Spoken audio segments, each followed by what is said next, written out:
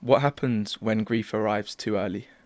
When grief arrives too early, well, firstly, it's a tragedy.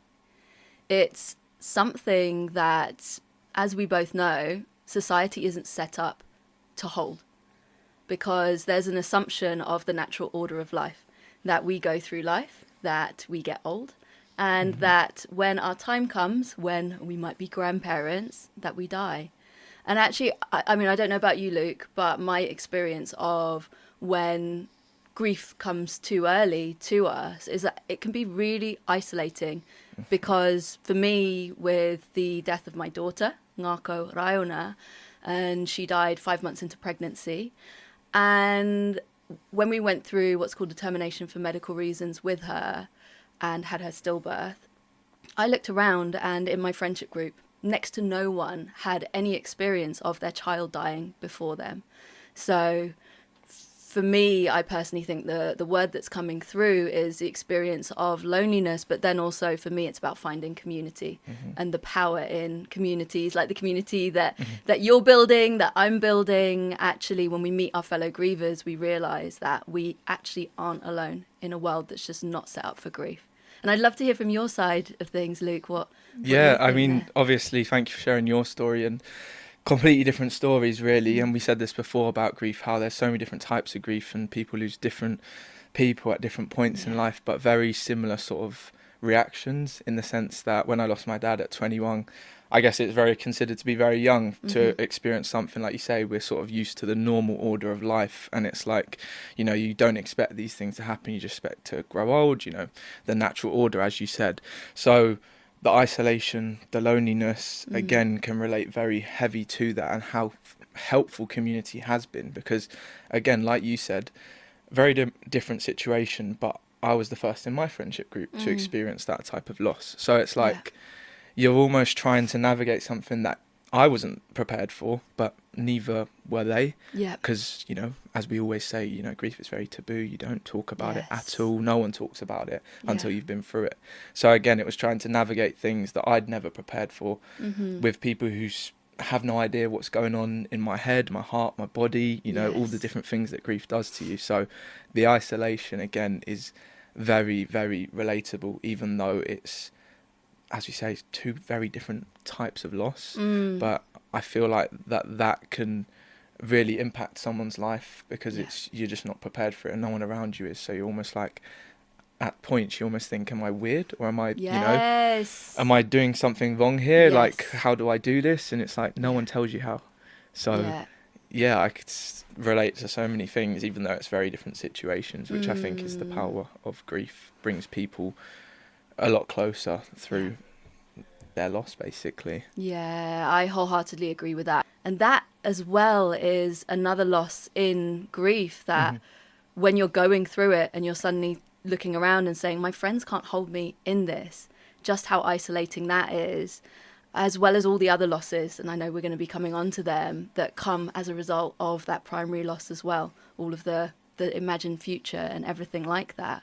So for you, I'd love to hear, Luke, around your experiences when people lent out away from you. How was that for you? Yeah, as you say, like, it's a very common experience. I've seen it in the community as well, like people saying that people just left them, didn't show up as they thought they would, and they felt very isolated because of that. And fortunately enough for me, a lot of my friends were very, very supportive, and they did hold space, a lot of them. Yeah.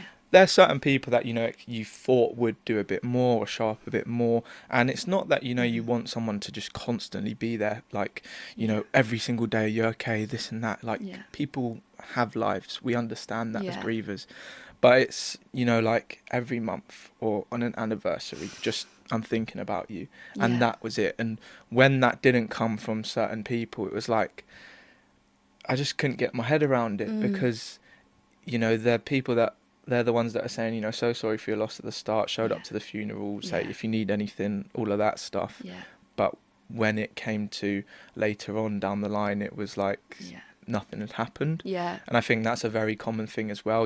People just think that after the funeral, after a month, you go back to normal. Yeah. And we discussed this a lot, that, it's a completely new normal for someone who's experienced grief. So through my experience, I'd say I did have very supportive friends, but there were instances where I was like, oh, okay, that was not expected. And yeah, again, it links back to just education around grief, I think. You know, people don't really know what to do. So often people just won't say anything or won't do anything. And it's hard because as the person who's grieving, you don't have much energy. So, you know, people will say, well, why didn't you reach out? Why didn't you message me? Like, blah, blah, blah. And it's like, well, I didn't even know what day of the week it was, let alone to say, look, can you come round, or can we go for a walk, or this and that. And again, it's hard because people, you know, they have their own lives and their own struggles, but you know, just part of you is like, well, this has really changed my life, and it would have been nice for you to show up. So that's my own personal experience. And it is tough because as the griever, you know, sometimes we've got to put ourselves out there and put like, you know, I'm struggling here, but that's so hard. So it's just so, it's very isolating as a result of that, I think, and very disorienting as well. That's what I've noticed. I don't know about you, but like life just flipped on its head. It was like, well, I'm going into HR, I'm going to finish my psychology degree, go do HR, and you know, life is just going to be straightforward. But from that point onwards, life has not been straightforward. So yeah, I'd love to hear your thoughts on that. Yes, I really, really, really feel that. Also, just to mention, if anyone's watching this and I'm sweating, it's because it's really hot outside. I can vouch for and that. And I've just been on the Central Line in London. And because we're talking about grief and we're talking about all of for me, grief actually brings up a real, particularly talking actually about friends and things that shift in life, it brings up a real energy and a real heat inside of me, because I can really appreciate what you were sharing. We have a timeline of life that is set out, that we set out ahead of us, but also that society sets out ahead of us.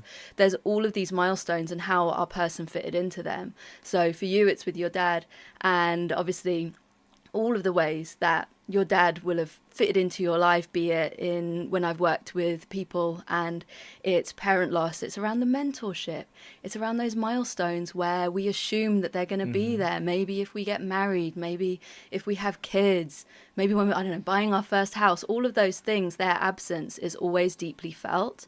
And then similarly for me, I draw the comparisons, because for me it was all of the ways that my daughter would fit into my life that I didn't just consider at the point at which I became pregnant with her. Obviously I started dreaming then, but actually this was from when I was a child. We're brought up on, I mean, I've now realised Disney movies aren't actually as rosy all the way through, and there's a lot of dead parents in Disney movies, but I was brought up on fairy tales. There's always the happy ending. And for me, the fact that I had an imagined future, actually from when I was probably holding dolls in my arms, that I had imagined with my first child, and an experience, and all of those milestones were robbed.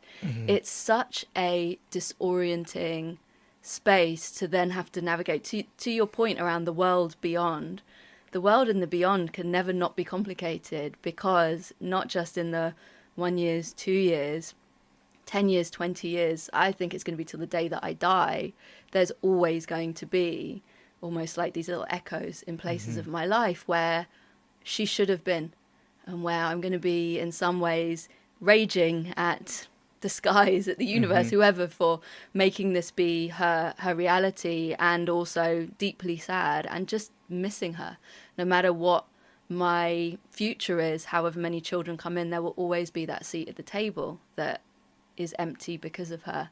And I think for me as well, it's that timeline forwards that we as a society just really don't appreciate. There can be no replacement for your dad, for my daughter, for anyone that we've lost. There never should be, but with that comes grief throughout the rest of our life. Yeah, and I think that's such an important thing to touch upon, because it again links back to the milestones, the timelines that we're sort of discussing quite a lot here.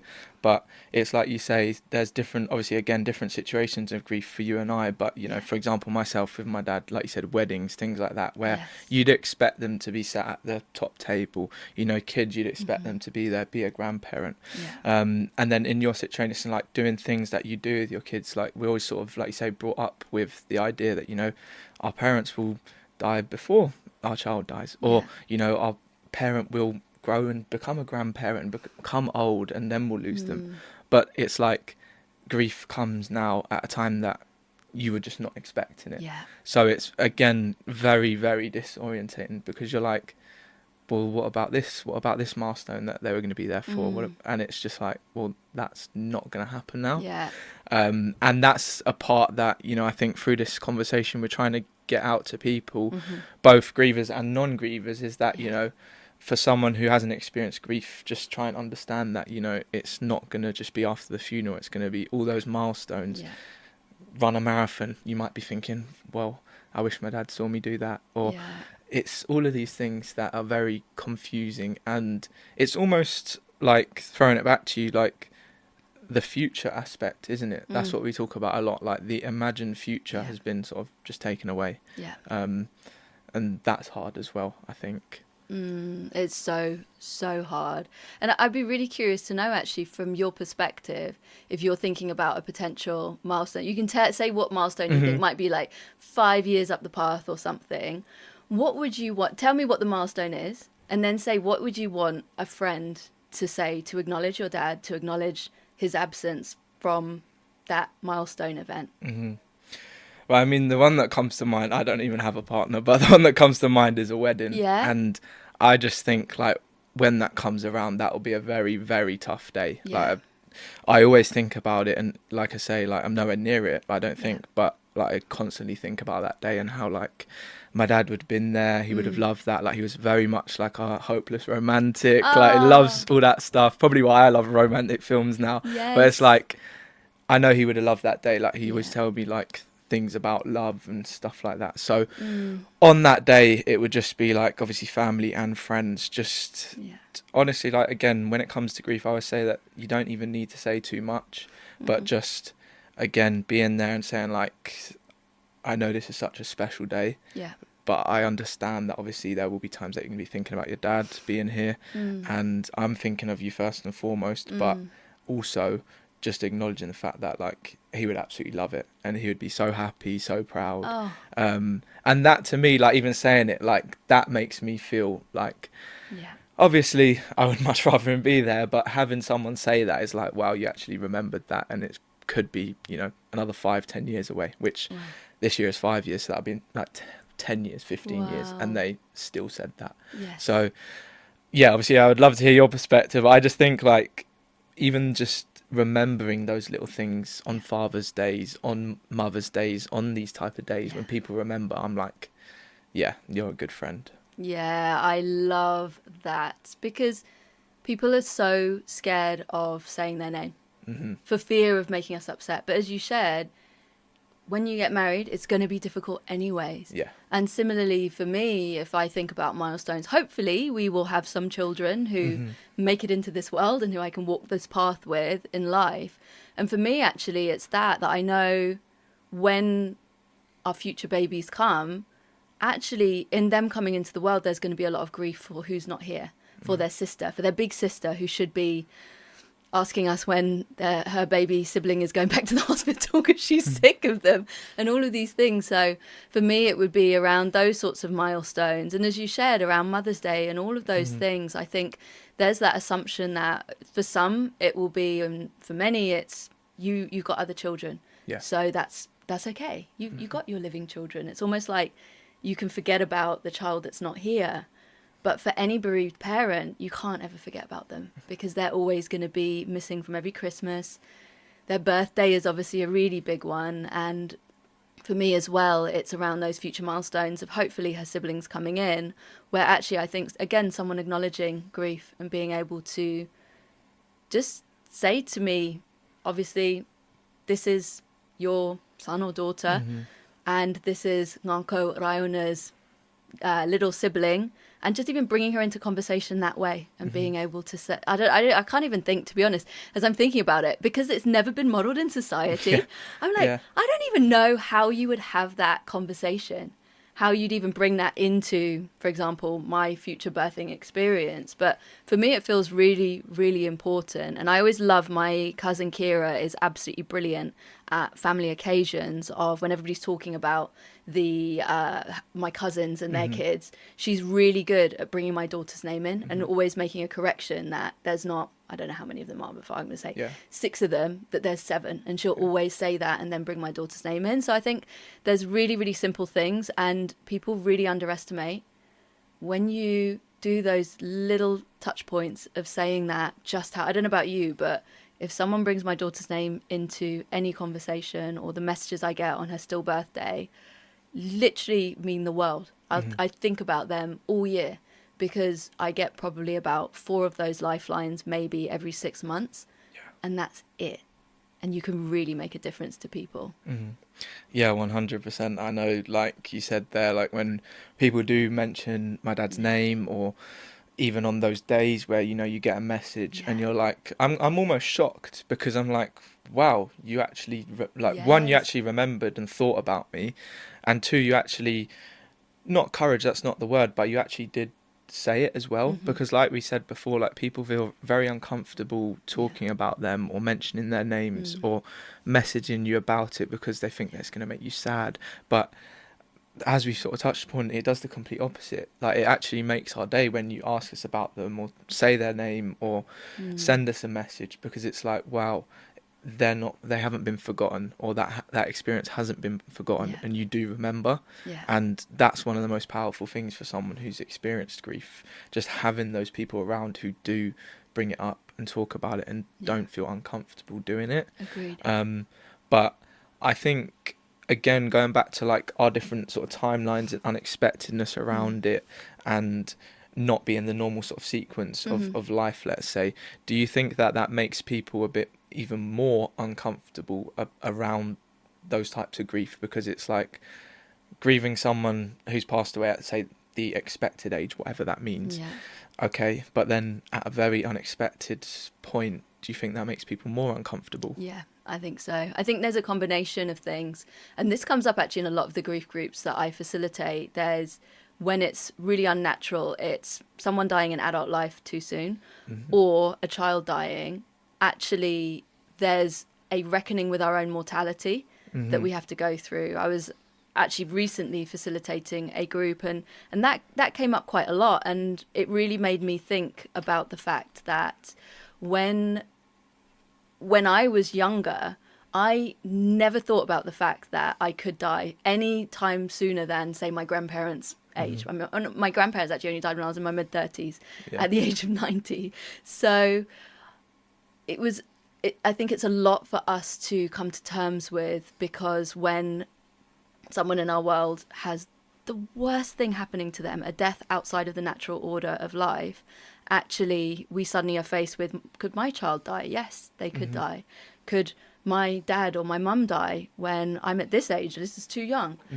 And I feel like, I don't know what your thoughts are, but I feel like that creates an unconscious barrier where people will just, they don't even realize it, but because you need to think about the fact that this could happen to any of us, you lean out of it. It's that I couldn't imagine what you're going through, and therefore I'm going to keep you at arm's length right now, because I don't want to imagine what you're going through.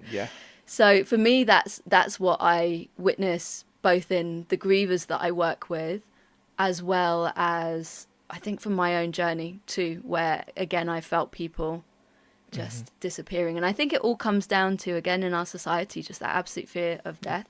I don't blame anyone for having a fear of death. I think when you've been through grief, you perhaps, I'm not saying I am all okay with dying. I definitely don't want to die anytime soon. But I definitely can now reconcile with the fact that if death comes sooner for me, actually that's why I want to live my life, and I want to take life by both shoulders and really make the most of it. But I think for your average human who's never had to think about death, possibly never been to a funeral — I didn't go to a funeral till I was in my 30s — it could be a really hard thing to lean into when it goes outside of those timelines that we see in all the movies and we're brought up to believe is our path. And what do you think about that? Yeah, no, there's a couple of things that you touched upon that I really want to just dive a bit more into. But I think the first one was what you said about how the people that, you know, sort of lean away or lean out because it's almost like you say, a fear of having to think that that could happen to them. Yeah. And again, like, I would never want that to happen to any of my friends or anyone close to me. And I understand why they do, potentially fear talking about it, or, talking to me about my dad, because it might make them think about that it could happen to their parents or siblings or partner, child, whatever it is. Like, people are scared, and that's the fear of death. And like you say, even like when I say the word death, you can see people around are like, well, did he actually just say that? Yes. And it's just through the fear of talking about it, as we've always been brought up. It's a sad thing, and of course it is, but we celebrate births, we celebrate birthdays, we celebrate all these things, weddings, but we don't celebrate someone's life. Yeah. And I know it's hard, but by talking about them, that is celebrating their life at the end of the day. So it's hard to obviously say that, like you said, we have a completely different perspective having experienced it. And if I had an experience lost to this day, I probably wouldn't have any type of conversation like this at all. Yeah. But unfortunately, I can talk about it, which in a way I like, because I can try and speak to my friends about it to make them prepare. Because for me, one of my biggest regrets in life is that I don't have many sort of voice notes or videos or things where I can hear my dad's voice. I don't even have many pictures or videos with him. So like, for me, it's like, I just want my friends and other people to understand, do it. You don't have to sit there and be like, so what are we going to do when you die? Like, you just record them, like, in general, like, record videos when you're on holiday, when you're out at, I don't know, wherever. Like, those things are just ways that you can prepare naturally. So that's one thing that I, really sprung to mind when you mentioned that. And then again, linking back to the perspective side of things, I think it's completely changed our perspectives, as you said. And I think, I don't know what your thoughts are on it, but like, especially having to grow up a lot older, but in two different situations again, which I think is interesting, because for me, it's like, okay, when I was 21, I should be partying, I should be doing all these things, but it was like, I feel like I'm old now, and I don't want to do any of those things. And then it would be interesting to hear your perspective on that, and how it's changed your perspectives and maybe made you grow up even more as well. Yes, that's a brilliant question, because for me, I was 37 when I had her stillbirth, and I actually think it definitely made me grow up too. Don't get me wrong, if she'd have been alive, I would have definitely had to grow up as a mother a lot. Yeah, but it's almost, I feel like it's not I feel like I got a wisdom through this. I'm not saying I became really wise like a sage, but there was a wisdom of life and death that I actually, if I witness in my family, that I have only witnessed in my grandparents and in their reckoning as they move through their 60s into their 70s, and then obviously beyond that they got dementia, but when they were very cognizant and we were able to have those conversations with them, there was definitely a point in time where they started to acknowledge their own mortality and openly talk about it, albeit we were all like, no, you're not going to die. I mean, our society with its forever after is so silly. But for me, actually, it was the growing up was in me feeling a lot more grounded in life, a lot more confident, a lot more rooted, a lot more no compromise. I'm such a fawner in the fear response of a people pleaser all over. How can I do everything for you and all of that stuff? And it's just made me go, no, do you know what? I need better boundaries. I need to follow my own heart. And that for me is the gift, the weird gifts that we get in all of this, is I feel a lot more grounded, a lot more rooted, and a lot less all over the place in life, shall we say. Death has really honed my view in on that and who is most important in this life, and the fact that I am uncompromisingly going to prioritize them over everything else. Because to your point, if we don't get those voice notes and all of those memories now, we just never know. So for me, that's definitely where I feel like I've grown up a lot and I've really found myself. I would give it all up to have a year and a half. I'm sure you're the same. Yeah. And for you as well, in that, obviously with that growing up, what I'm really conscious of is in your story, at such a young age and at the real milestone age of when you're going through your studies and you're stepping out into the world and you're deciding where you want to go in this life? What do you feel like you've lost from that timeline because of your dad's death? It's a great question. I think, to be honest, I think a lot. Like, from it, obviously, you lose a mentor, like we said before. You know, my dad, you know, I think grief makes us think like the people that we lost are angels. And my dad wasn't perfect, you know, like, but a lot of the stuff that he did, he would have just helped me just by saying things, you know. Like, it wasn't like he knew how to do absolutely everything in this life, but it would be like, where it's, shall I do this, shall I do that? And he would have been there to guide me with that in whatever way. So that's one thing that's definitely, obviously, I've lost, is just a mentor, you know. I always come back to a quote, I think it was by Harvey, I can't remember his first name, I think Steve Harvey. And he said that when you lose your dad, you lose the one man that wanted you to do better than him. And that quote, ever since I've heard that, it's like, wow. Yeah, it's like, it's so true. That's because huge. Obviously in this world, you know, everyone wants to do well and absolutely fine, but your dad is the one person that's like, no, son, like, this is what you need to do. Go do this. Like, I want to see you. Like, my dad wanted me to become a professional footballer, this and that. So, like, he just wants you to do well. Yeah. And that's obviously one thing that I feel like I've lost. I'd also say just different, again, like coming back to the milestones aspect, you know, there's a lot of things that you think you're going to do with that person. Whether it's like when you get your first house, you know, inviting your dad round and mum for dinner. You know, like just simple things that you lose and you can't do, and you see other people do it. It's like, oh, that's so tough. Like, you know, seeing friends go on trips with their dads and stuff like that. It's like, oh, okay. But again, going back to your point, it's hard to say, and hard to say especially for people to hear at the start of their journeys. It has given me a lot of things as well. Like, it's given me confidence, it's given me perspective, it's given me, like, I don't want to do this, I want to do this because I know how short life is. And that's the hard sort of thing, because it's like I've lost a lot, but I've also gained certain things. And that's the hardest thing to say to someone, because it's like, especially in the depths of grief, you're like, no, this is like rubbish. Nothing's going to come from this. And that's the hardest part to say, like, I actually have got some good stuff through this, like for myself, confidence, things like that, like I say.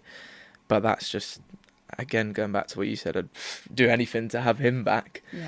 But that's the perspective, again, taking a step back and thinking, okay, well, it's very bad, but okay, this is what I've got. What can I do with it? I guess. And that's the hard part. But yeah, I hope that covers parts of your question anyway. I think I went off on a tangent, as I normally do.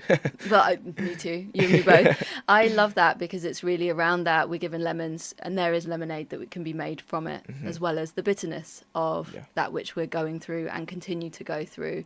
And I think it's really important to be spoken about. I know that there's obviously we don't want a silver lining grief in any toxic way, but actually I think there's a really important acknowledgement, because in my work as a grief coach, I don't know about you when you sit with grievers, but I do see a lot of grievers where there are initial conversations, say people might come to a grief support circle or something like that, and someone who I know personally, so someone in my friendship group, etc. And something will come up, the realizations, but business as usual can kick in so easily. We're forced back to work way too quickly. We go back into everyday life, and at some point those waves don't feel so visceral, and we feel like we've entered into, it's a new normal, but it feels somewhat normal. And I've witnessed so many people where that light bulb of grief has come through, a bit like me, to say, I need to be more boundaried with work, I need to prioritize my family, etc. And then these are people who I know, and a year later, old habits die hard, and back in that old slog, etc. So actually, I think having those conversations and saying there are gifts from your grief, listen. And I always say to anyone, any griever, just grab a notebook and write them down, because also some of them might not even make any sense. For me, it was the whisper of, actually, this was for the grief of an earlier miscarriage that I had in 2021, so 2 years before my daughter came into this world. And I was working in Formula One at the time, and I was a global head of marketing, jet-setting the world, had what my peers in the company called the quote-unquote coolest job in the sport, bringing celebrities into Formula One and giving them an amazing race experience. And grief of my miscarriage was my first experience of grief ever visceral experience of grief, it made me think, what am I doing here? And I felt it immediately. And that alien feeling wasn't just, I feel like an alien in my body and in this world because of the grief I'm holding.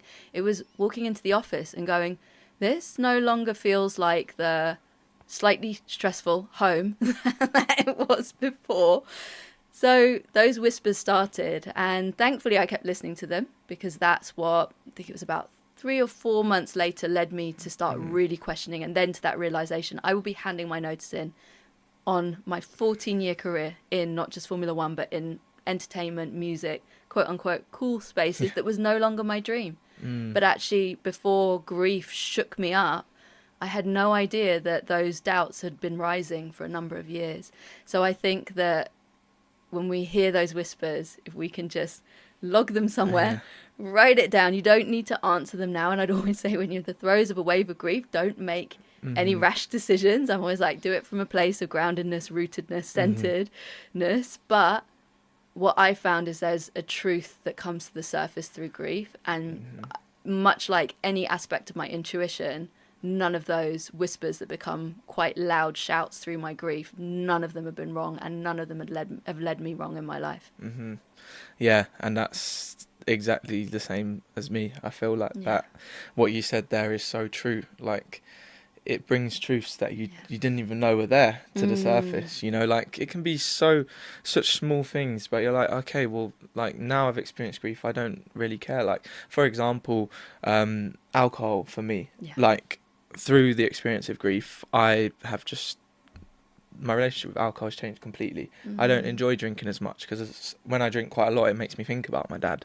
So like, there's just certain things where it's like, these things that you think are so important to you before grief, or is the only way that you can do your life before grief, it just opens up a whole new layer. It's like, no, that's not how life needs to be. I can do something different. I can make a change. And it's not like you say, you're not telling someone, you know, grief's happened, right, let me quit my job and start this and do this. Like, it's just, it can be tiny things that you're just like, actually, you know what, I don't need that in my life anymore, or that's not as important to me as I thought it was. So I think it all sort of links back to the perspective side of things, and how grief just really does change your perspective massively on a lot of things that before it were just like covered, and you know, there was only one way, that's the right way, can't do anything different. But now it's like, oh, actually there's a lot more to this life that I have left to live. And that's a big part, I think, you know, after grief there is still a life for you to live as well, and grief and joy can coexist. And that's very hard for people to hear as well. But that's one of the things that gives you hope to keep going after something like grief has happened, because it's incredibly sad and, you know, completely changed your life. So holding on to that feeling that, okay, there is still life for me to go forward with, my perspectives on it are just slightly different now. And like we said, sometimes that can be good for you and make you feel more fulfilled as a result. A lot covered in that point. But I just wanted to go back to like the relationship side, because we talked a lot about friendships, and we always do, and I think it's such an important topic, but I've never really spoken much about sort of the relationship aspect with the people in your immediate family.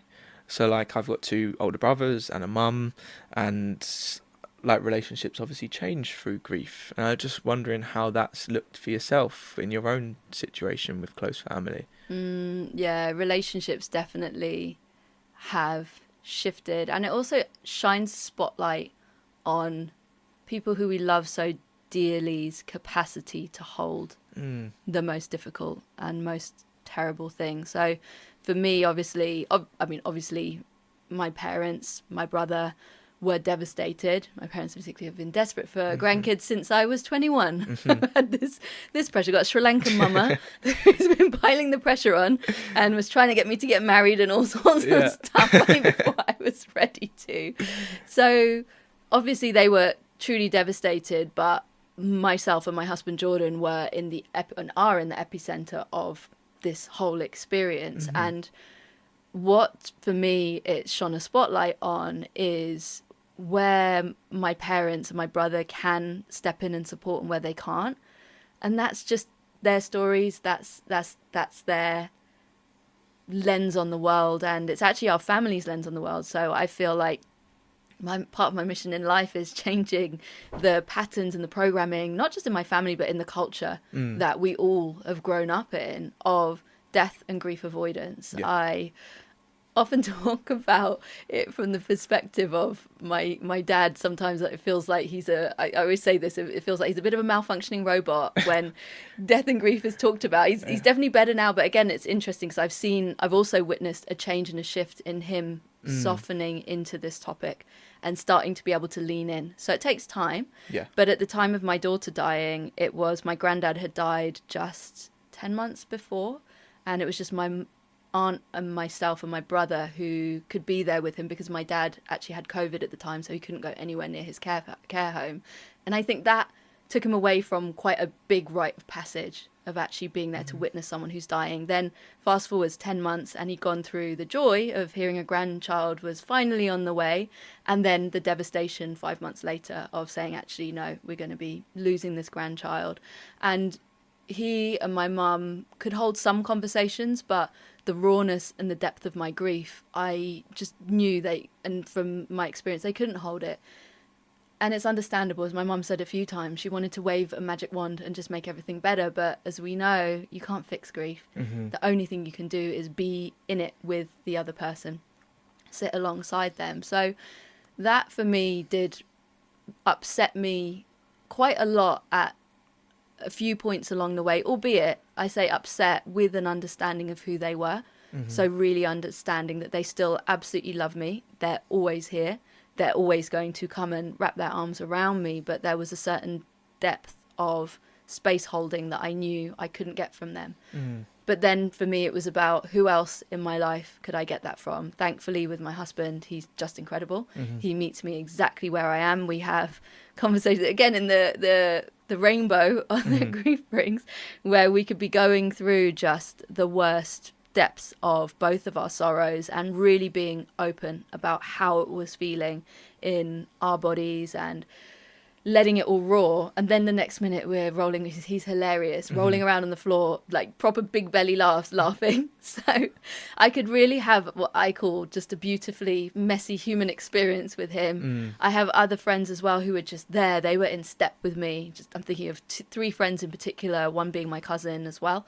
And they were just there all the way along and checking in and able to hold again when they would message me and say, how's your heart today? And I said, it's splattered on the floor. I feel like I'm going to die. All of that stuff, they could hold me in that. So with my family, it was that realization, but actually in being present with my own understanding of where they are, it's been beautiful to also see what I've witnessed as a softening, as my 2 grandmothers then died last year, just 6 days apart, and my parents could both be there for both of them throughout that time.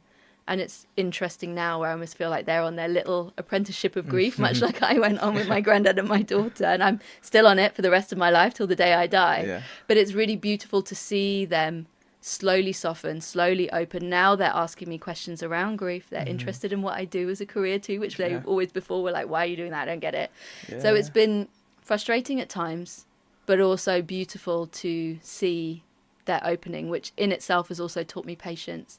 And it's taught me the fact that actually, much like I always say when, for example, we're meeting someone when they're grieving or when they're dying, to meet them exactly where they are.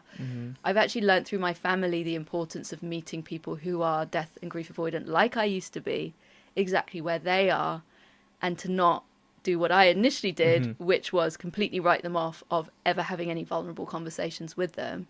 Because now I can see, what are we, nearly 3 years on, those vulnerable conversations are finally opening up with them. And actually, I know that that's going to take me to a much deeper place with my family. So it's beautiful, frustrating and messy.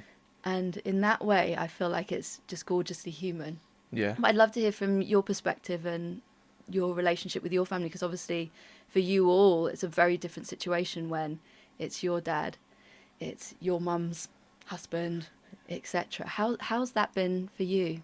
Yeah, and I think I relate to like a lot of what you said there, where it's again just meeting people where they are, because again, like you said, like there's different relationships here. Like obviously it was my brother's, we're all like it's our dad, but it's my mum's partner, husband. So Yeah. it's like again two completely different relationships, but under the same roof, and it's like being able to like I always say going back to the first year, it was just such a blur that I don't really remember, you know, what was going on or what happened, but it was like we're all grieving differently here. As we always say, everyone grieves differently, and it's the same within a household. So it's hard when, you know, maybe someone isn't dealing with it as good as you might be or you think you are, but like you said, it teaches you patience, because you know we've all lost someone very important to us, and at that point, you know, you can't say you have to do this, you shouldn't be reacting like that, or you shouldn't be behaving in that way, because that's how they're dealing with their grief. Yeah. You know, not everyone wants to go for a run or go to the gym, you know, like some people do it differently. So I think that is, again, relating to your point, it's difficult because you're like, you want to talk about it, you want to talk about them, you want to, you know, help them, you know, deal with their grief, but you can't force someone to behave in a certain way that you think is the right way, because again, there is no right way to deal with this. So yeah, I think it was very interesting to see how different people in my family reacted. I think that was a really interesting like period of life, because it was like, well, I'm doing this to deal with it, and my brother's doing this, and then my other brother's doing this, and then my mum's doing this, and it was like we were all doing slightly different things. But then when it comes to, you know, like anniversaries or, you know, birthdays, you know, you just all want to be together and, you know, like have a meal or go for a walk or whatever it is. So it's like, even though throughout a lot of the time you might be doing different things, and like we said, we just have to go back to work, they had to go back to work, do their thing. So like everyone's just, you know, back to normal as people expect, when it isn't normal at all. And then you get the points where you just all come together and, you know, like I say, remember and it's just together. So yeah, it's such an interesting thing, and I think it's such a good topic to talk about, because I know people have often spoke to me about how, you know, like a brother is reacting in this way, what do I do? Or someone else is reacting like this and I'm reacting like this. Is am I doing something wrong here, or how can I? And I think it go back to what you say, like just meeting them where they are at that point in the grief journey is all you can really do, because there's no way to fix this. So you just have to meet them where they are, support them, and support each other. At the end of the day, you're all experiencing this loss, as hard as it is. So yeah, it's so interesting, and like on what you said as well adds another layer, like the cultural aspect. I think that's something that we don't often talk about in grief, is like different cultures react differently as well to grief and respond differently. Like some cultures are very, you know, like not even going to go there, not going to talk about it. And then you've got cultures like, for example, in Mexico, where they have the Day of the Dead and they celebrate it. So yeah, like in terms of the culture aspect, that was so interesting to hear as well from your perspective, I thought. Yeah, I think the cultural side, it's a really important one for us to be aware of when we are talking to other grievers, but also even in obviously blended families and all of this thing, because it's hardwired into us, our cultures, those ways. And I can see through my family, I mean, the British side is very stiff, British upper lip.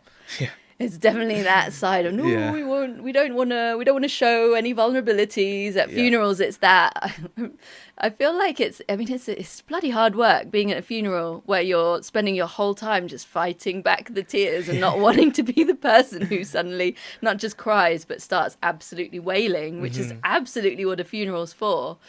But that's definitely in my family. It's interesting because on the Sri Lankan side, I've not quite got to the bottom of what is my Tamil culture when it comes to grieving, because I feel like colonization has almost made that side of the family as well seem very British to me. I don't know, but I'd be really interested to go back a few generations to see what my great grandparents were doing, how they would mourn and move forward. But I also think within that, we can also learn so much from other cultures, and particularly in our Western world, where we have just disconnected from death and grief, pushed it behind hospital doors, made it very clinical, and also just in the way that the funeral industry just deals with dead bodies. And again, it's very much put this away from view. I remember when my nan died, I was interested. So for my Amama, Hindu funeral means open casket. It's funny, my mum was preparing us for it, and I was like, I've literally placed my dead daughter into the ground. I think I'll be all right with this. But it was so natural and so normal, and it was interesting because she died 6 days after my nan, and their funerals were pretty much about 6 days apart. And with my nan, I said to my mum, could I, because I went home, like with all my grandparents, I went home for a shower and have a night's sleep, and all of them died then. After I was like vigil for 3 days waiting, and my mum prepared me for that. That happens quite often when the person who's dying perhaps wants to make a choice of, don't want you here, I want to protect you, which makes sense in my family as well, pushing death and grief behind closed doors. But with my nan, it was interesting because I asked my mum if I could go and see her, and my mum said, no, the funeral director said it's been too long now, no one can see her. And I thought, well, the same amount of time as for my mama, who we're definitely all going to be seeing. So I think, again, that's where we can learn stuff from other cultures, and I feel really privileged and lucky that I've been through a Hindu funeral for my mama. And actually, I went through one earlier in my life for my great uncle, but to be honest, I was completely disconnected and absolutely terrified at everything at that point. I think it was in my late 20s. Because I learned so much from just witnessing that and seeing, again, much like I had that experience with my daughter, that holding her 4 weeks after she died, it was beautiful. She'd changed, things had shifted, but also how healing that was for me in my own journey. And then we looked at other cultures, where there's the cultures, I don't know if you heard about the wailing and the keening in Ireland. Yeah, so the mourning rituals, it goes all the way back. I think the earliest records was ancient Egypt, where mourners would be paid. So there's people who are paid mourners, and they'd go to funerals and they would be there all wailing and throwing themselves over the casket. And the reason for that is it activates our human catharsis, because since the dawn of humanity, we've understood that it's good for us to cry and to let those tears flow in those rituals, as well as in the grief journey beyond. So I really believe right now that the best thing we can do as well is to listen to each other. What are our cultural differences, and what can we learn from each other, and how we are when it comes to grieving. And I have that in some of my circles. I love it where someone will say, I'm from this country, and that means that we're really outwardly emotional with our grief. And it's really interesting how that then causes the room to lean in, and it gives permission for other people to let their tears flow.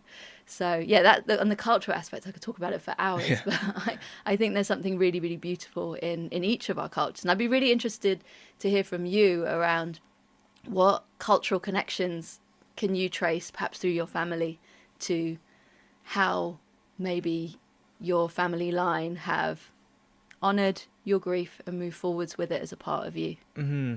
Yeah, it's so interesting. I think like the cultural aspect of it is, and even to hear what you just shared there, is so like, it just opens your eyes a bit more to grief, experiencing other cultures and how they're so open to it, and they have things that they do to celebrate it almost, and allow you to cry is so good, because obviously here it's not like that, it's very taboo, as we always say. But from my own perspective, like my dad was half Italian, so we have a little bit of Italian descent, and my nonna, she unfortunately passed away last year, but she was like, I'd always go around to hers on a Sunday, have a little espresso and talk to her, and she was very open about talking about my dad, and Angelo, she'd always like, obviously as a mum she'd call him by his name, but like she was very open to it, talking about it, sharing like memories. Do you remember this? Do you remember that? And I think I don't know if that's a cultural thing, but she was just a lot more open to it. And even like in my own family, like we share stuff about my dad, but I feel like, again, it could be more. Like there can always be more. But I think that's where the cultural aspect comes in, and it's good to see different cultures and how they talk about it, respond to grief, respond to death. But yeah, from my own perspective, I just remember a lot of conversations with my nonna and talking about dad, and that was just a healing thing in itself. Just being able to talk openly about it, rather than, like we say, go back to uni, go back to work, and it's just like work mode, friend mode, football, nothing else, just that. So when you get the opportunity, like with someone very close to you, to share memories and to talk, that is so healing as well. So I think from my own perspective, and I'm sure you'd agree, like if you can and if you're able to share memories or talk about the person that you've lost, that is so healing. Yes. And I guess that's what we see through the community side of things as well, like with the circles that you do and the meetups that we do, like just people being able to just talk about it. You instantly see just people just become relaxed and like they've been waiting to do that. And that's why I think it's so important to be able to put yourself in those positions when you can, when you're ready. It's not easy at all. But that's what I've learned through the cultural side of things, is that being open and talking about it is so healing in itself, I think. But I think, like different cultures react differently, and seeing, like you said, being open to the perspectives of other cultures is such a good thing to do as well. Like I remember before thinking about the Day of the Dead, it would be like, what even is that? Why are they doing that? That's so odd. But now it's like, no, that's beautiful. Like they're literally celebrating someone's life, and that's all grief is. It's all that love, and you just celebrate it. That's how you can, another way that you can move forward with your grief as well. It's beautiful. And I feel like there's a real, in grief communities, we're creating new culture, because the more that we create this, and actually it's not even new culture, it's a reconnection to the culture that is, again, going back to the dawn of us as humanity. I think there's a real reconnection. I do a lot of grief rituals in circle. Whenever I do grief circles, I always try to bring in some sort of ritual element at the beginning to connect us all in to this shared experience of grief, to our loved ones, to honor them. And for me, I really feel strongly whenever I sit in those circles and then I hear about that ripple effect, or I have people feeding back to me that they've seen maybe some conversations that I've been having through my podcast, and that's made them, as non-grievers, reconsider how they would, again, bring their friends, loved ones' names into conversation, etc. So I feel really passionately that we are creating a new old culture, and just how beautiful that is, because much like the grief space since the dawn of humanity, it's always been anchored around those rituals, be it the simplicity of just getting everybody together to sit in circle, be it the bigger rituals of funerals, as well as all of those intricate different milestones that each culture's got their own ones of. In Hinduism, I think it's X amount of days afterwards you have an honouring that is based upon the foods that they love, and all of these lovely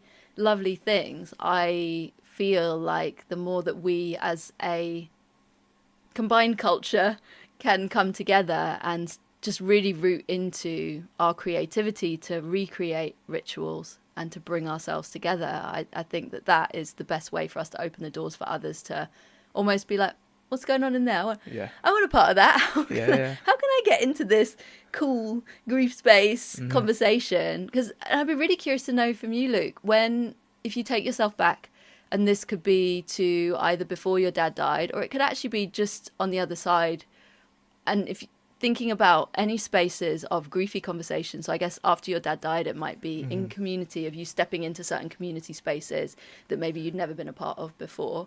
Before, it could be stepping into conversations about grief. But I'd be really interested to hear about any resistance, and then if there was any softening that happened almost once you dipped one toe into this conversation about grief. This is such a interesting time for you to ask that question, because it was only last week that I experienced something like that. Wow. So for me, now talking a lot more about grief, being a lot more open about it, and meeting people through the community, someone invited me down to go to something which I don't know if you've heard of, called a death cafe. Yes. And it was one of the most interesting conversations I've ever had about grief and death. And I don't even know how to explain the conversations or what was going on, but it wasn't really like how we talk on the podcast about grief. It was more about death and just being open to it and what happens, and different types of conversations. And when I got there, you know, as I am, was quite chatty with everyone. Someone was wearing an Arsenal top, made a little joke. Got into the actual session, I didn't know what to say. Wow. I was honestly sat there. There was like, it was 2 hours. There was an hour where everyone shared, and I didn't know what to say. So I was just listening. I was like, this is like nothing that I've ever heard before. I don't even know what to input here. Like, what do I say? Had the break, came back, and I was like, well, I've got to say something because I can't just be sat here. So then obviously got involved, and like everything just, again, like I said, like shoulders just dropped, and it was like, okay, you can actually have an opinion here and talk about these things. And that was like, for me, especially being so into this now and talking about it and being so open to it, it was like a whole new experience. But it was a brilliant experience for it, because now being a bit later down in my journey, 5 years now, it was like I'm ready for these type of conversations. I can talk about these type of things and not like feel any type of way for it. But if anything, it again helped me keep moving forward on this journey. So that was a very interesting experience, but one that has again allowed me to develop even more perspective for this whole topic that we're trying to, like you said, just raise awareness for and get people to want to get involved in it and not shy away from it. And those type of conversations are what does that. And I think they're beautiful because it allows you to prepare and talk about something that inevitably is going to happen. And if you can talk about it, you can prepare better. You can get those videos, get those voice notes, do these things, understand it a bit more, and understand the people who've been through it a bit more as well. So that was a really interesting experience. And I would recommend it. I've been to death cafes before. Because my original inspiration of my podcast is called Death on the Daily, and if I'd have done it now, I probably would have made it into a grief on the daily. I don't think it's quite as catchy, but because my fascination started actually in the death space. It was going on the journey with my granddad and witnessing him basically dying before my eyes in his final year.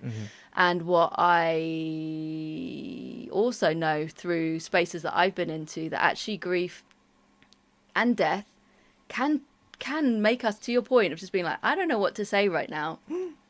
This is a whole new space. I have it where I will go into other spaces. This is not when I'm facilitating, but I might go into certain grief circles or events, and there's certain topics again where I just have to take a minute, because it's definitely triggered a part of my grief. And as we know, with grief, it activates our nervous system. And so sometimes I just need to breathe into this. I need to see and soften and understand, what do I have the capacity to share today? What do I feel inspired to share today? But also I've definitely had the ones where I'm like, I'm a bit lost for words, because this is going to places that I've never even considered. So I always feel like there's also that compassionate side, because I believe I'm a student of both life and death until the day that I die. And with that is going to come all of those spaces, as you say. Was it 5 years up the path now? And and obviously you've been doing what you've been doing and growing your own community and everything. So I love that, because for me, that shows that you're in the right place. I'm in the right place. We're having the right conversations, because it's that constant expanding out. Yeah, and that's it. I think being open to these things, again, like going back to the culture, just being open to hearing, or like I would say, like, you know, things like mediums, for example. People are very dismissive of it, and you know, like that's a load of nonsense. But anything in this space that brings you comfort in any type of way and allows you to, again, not the biggest fan of the word, and I know Shane will hate me for saying it, but healing. Anything that helps you to move forward with your grief in any type of way, I think, why not give it a go? Like we say, like there's different things that work for different people, whether it's journaling, whether it's going to the gym, whether it's going to a death cafe, talking about it with people, whatever it is, okay, go for it. You know, there's nothing that you shouldn't try, because at the end of the day, you know, this is one of the most life-changing things, and if there's something that can help you, support you on your journey, then why not? And that's what I think. I know we could talk all day. We could. Still be here at 7 p.m. tonight when it's a bit cooler. I think we've reached time here.